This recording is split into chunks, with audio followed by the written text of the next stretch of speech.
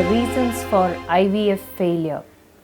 It is indeed very shattering for the couple when they encounter upon this IVF failure, because lot of hard work and lot of expenditure and lot of physical trauma of coming to the hospital several times and expectation goes into the IVF process, and when it turns out to be a failure, the couple are really distressed. But you have to remember that this is not the end all for you. There are a lot of other options that you can take. It doesn't mean that you're never going to conceive, and if you have an IVF failure, it doesn't mean that you will never again get pregnant. It is just your first attempt which has been a failure. You need to look into what are the causes for an IVF failure and try to understand what is going wrong, and accordingly your doctor should be able to treat you, and you should also prepare yourself mentally and to decide what next step you're going to take.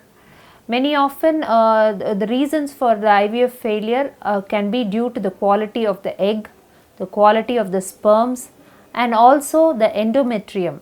The endometrium is the inner lining of the uterus.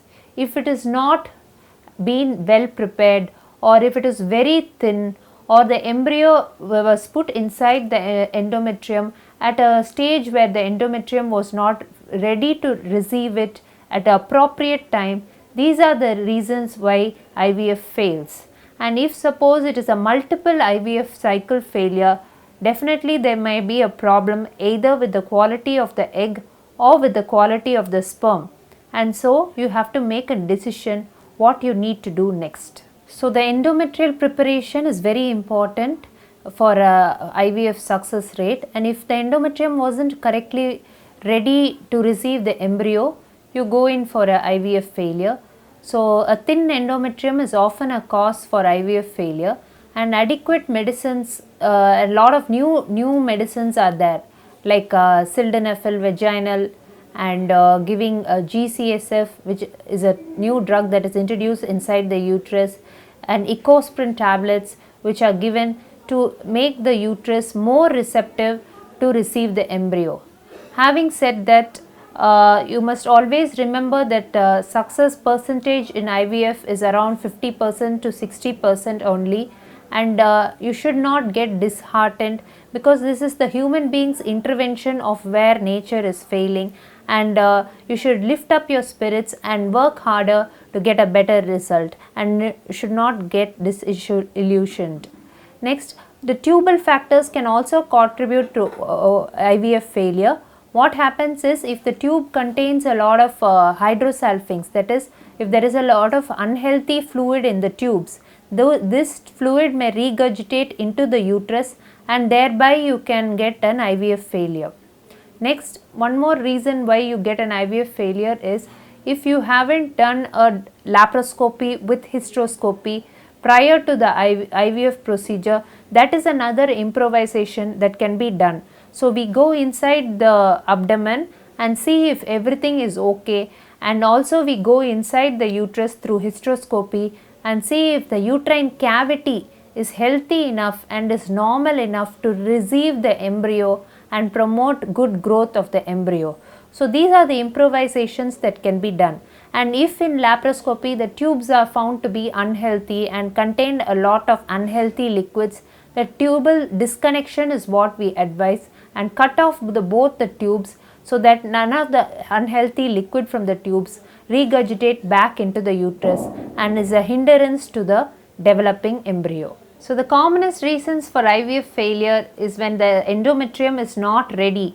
The endometrium is very thin and not well prepared to receive the embryo, then you have an IVF failure. So we have different strategies to improve the endometrium, like giving estrogen in adequate amount of estrogen, which varies from one person to another. Not everybody will respond to the same dose of estrogen.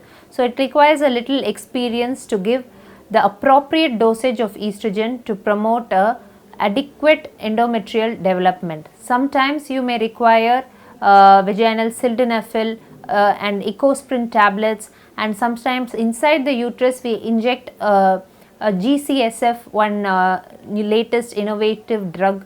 All these things are done to improve the endometrium, and transfer should be done only when you achieve a very good endometrium, because endometrium is the bed that receives the embryo that you have created through IVF process, and it is important that it is really good before you go ahead with your embryo transfer. That is with regards to the endometrium. Next, sometimes we do encounter patients who have bilateral, both sides they have very unhealthy tubes. These fallopian tubes are very unhealthy and they have a lot of liquid inside them. And that those tubes, if the first cycle of IVF has failed, then this tube should be clipped. Both the tubes should not have connection with the uterus. Then what happens is, if they are connected to the uterus, the fluid from the tubes will regurgitate into the uterus, and thereby this unhealthy liquid that comes into the uterus will prevent the growing embryo from developing into a healthy baby. Next, we have to look into ask ourselves whether we have done a laparoscopy or a hysteroscopy prior to the IVF procedure. Because sometimes in some centers a laparoscopy and hysteroscopy is not done prior to the IVF, and because of that, if the environment inside the uterus or outside the uterus is not in a appropriate way, it is not in a proper way, that is a hindrance to the embryo's ability to grow. So I would recommend, in case if you've had a previous one IVF failure, you must consider going for a laparoscopy with hysteroscopy before you embark upon another transfer.